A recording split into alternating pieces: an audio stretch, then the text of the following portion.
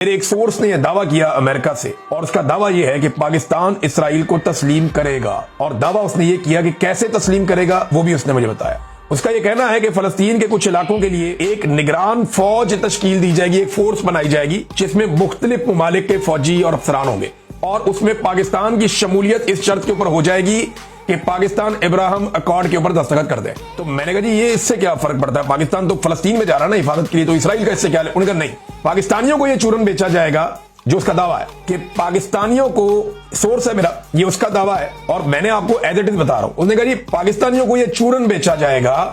کہ جناب کیونکہ ہم فلسطینیوں کی مدد کرنے کے لیے وہاں پہ جا رہے ہیں اس سرزمین پہ، لہذا اس نیک مقصد کے لیے اگر اسرائیل کو تسلیم بھی کرنا پڑے